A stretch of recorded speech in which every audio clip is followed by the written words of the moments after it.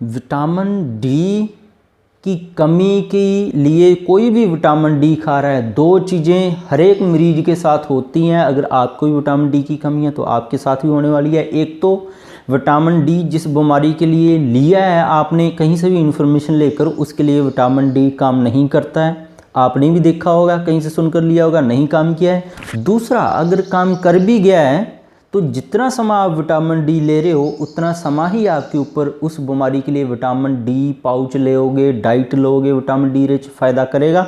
जैसे सब कुछ छोड़ोगे आपकी बीमारी वैसी हो जाएगी। तो इन सभी चीज़ों को समझने के लिए कौन सी बीमारी में काम करता है और कम क्यों हो रहा है और कौन सी चीज़ खाएं कि परमानेंटली बढ़े, तो वीडियो आप लास्ट तक देखिएगा, आप सारा समझाएंगे। तो सबसे पहले विटामिन डी है वो इम्यूनिटी लो के लिए लिया जाता है, किसी भी बीमारी में दे दिया जाता है। पर इम्यूनिटी के लिए देखा गया है खास करके जो सांस की बीमारियां हैं, किसी को दमा है, एलर्जी वाला अस्थमा है, किसी को कोई बैक्टीरियल इन्फेक्शन है छाती में, उसकी वजह से अगर इम्यूनिटी लो हुई है तब ये विटामिन डी बढ़िया काम करता है। फटीग और टायर्डनेस है, विटामिन डी की कमी के लक्षणों की हम बात कर रहे हैं। अगर आपके अंदर फटीग और टायर्ड, आप थके हुए महसूस कर रहे हैं तो आपको विटामिन डी की कमी ये हो सकती है। खास करके इसका पता लगता है दिन के समय, अगर आपको सिर दर्द रहता है थकान के समय, ऐसा लक्षण आ रहा है तो ये विटामिन डी की कमी का लक्षण हो सकता है। हड्डियों की कमजोरी और खास करके कमर दर्द भी इसका खास लक्षण हो सकता है। अगर आप में चल रहा है तो आपको विटामिन डी की जांच करवानी है।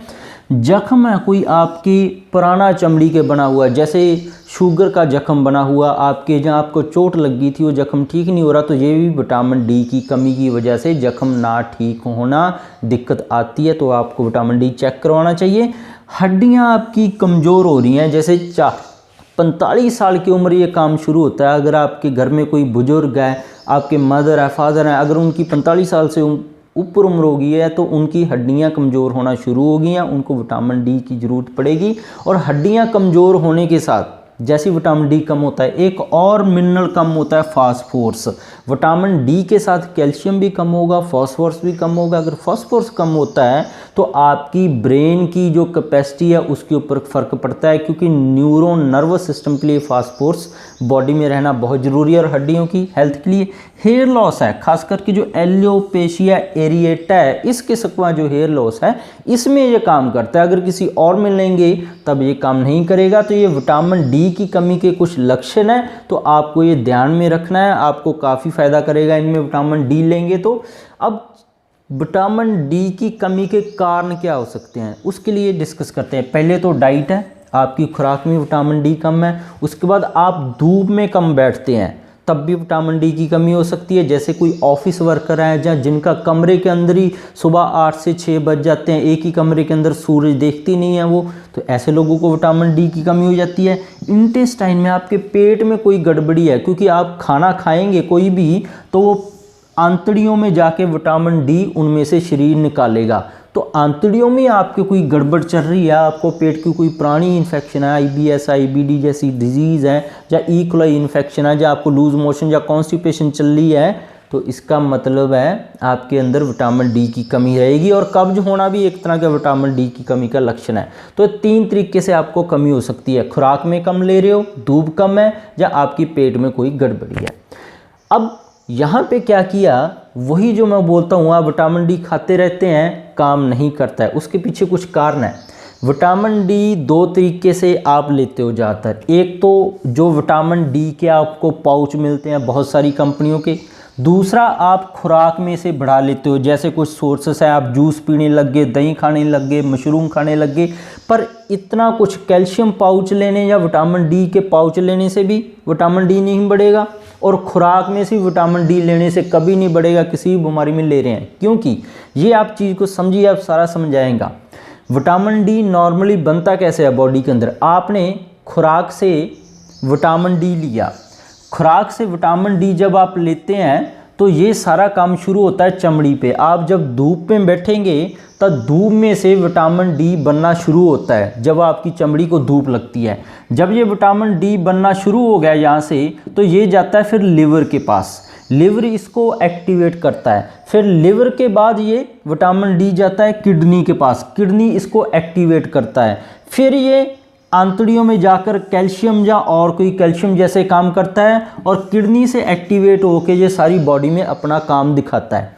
अब आपने क्या किया, कैल्शियम पाउच जो आप लेते हैं वो आपको फिर धूप में बैठने की ज़रूरत नहीं है। फिर जब आपने कैल्शियम पाउच ले लिए, क्योंकि कैल्शियम पाउच वाला काम है हमारा शरीर खुद अपनी खुराक से चमड़ी में से विटामिन डी बनाना शुरू कर देता है, तो आपको खुराक से लेने की ज़रूरत नहीं है। कैल्शियम पाउच अगर ले लिया है तो आपको धूप में बैठने वाला सिस्टम आपको ज़रूरत नहीं है। पर इसको, ये अभी मरा हुआ है विटामिन डी, अभी इसको लाइव करना है, जीता जागता काम करने लायक बनाने के लिए इसको पहले लीवर में जाना पड़ेगा अगर कैल्शियम पाउच भी ले रहे हो, फिर गुर्दों में जाना पड़ेगा, और अगर कैल्शियम आपको विटामिन डी के लिए बढ़ाना है तो फिर आपको आंतड़ियों के अंदर भी ये जाता है। तो मान लो अगर आपका यहाँ पे लिवर बीमार है, फैटी लिवर है, लिवर सिरोसिस है, आपको हेपेटाइटिस बी है, सी है, लिवर के अंदर इन्फेक्शन है, साइज बड़ा हुआ है, आपके किडनी के अंदर इन्फेक्शन है, यूटीआई है, सिस्ट है, या आपका यूरिया क्रिएटिनिन बढ़ा हुआ है, या आपकी